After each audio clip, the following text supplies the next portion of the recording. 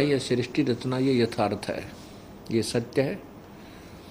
और वो श्रद्धालु जिन्होंने पहली बार ये कथा सुनी होगी, को सुनने को मिली है, तो ऐसे लगेगा जैसे ये दंत कथा सुना दी संत ने और ये कोरी बकवाद है। नहीं, इसमें एक भी शब्द कच्चा नहीं है, 100 की 100 शत% सत्य है।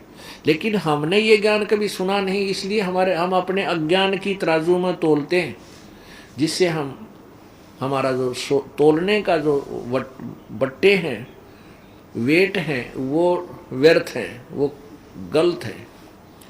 अब हमने इस तत्व ज्ञान को सदग्रंथों वाले वट्टे से तोलना पड़ेगा और फिर देखियो खरे पाओगे।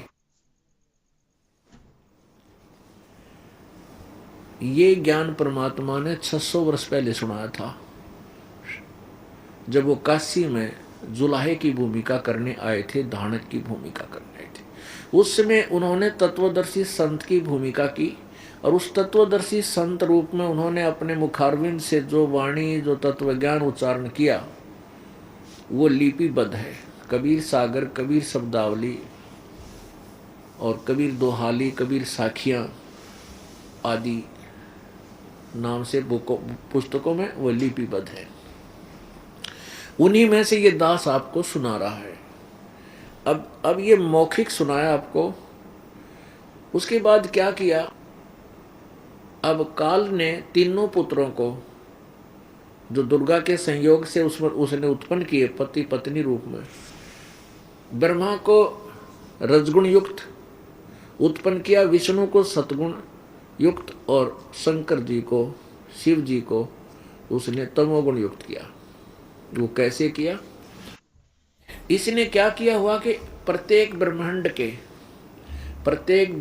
के सर्वोपरि स्थान पर, शिखर में, वहां 3 स्थान बना रखे, गुप्त स्थान है, वहां पर इस ब्रह्मांड का प्राणी कोई नहीं जा सकता। उसके वो जिसको चाहे वही उस स्थान को दूर से दिखा सकता है और उसको ये भी क्लियर नहीं होने देता ये है कौन सा स्थान है, यो के सांग है। उसने क्या किया हुआ कि वहां पर 3 स्थान बना रखे हैं, एक रजोगुण प्रधान, एक सतोगुण प्रधान क्षेत्र, एक तमोगुण प्रधान क्षेत्र। वो कैसे?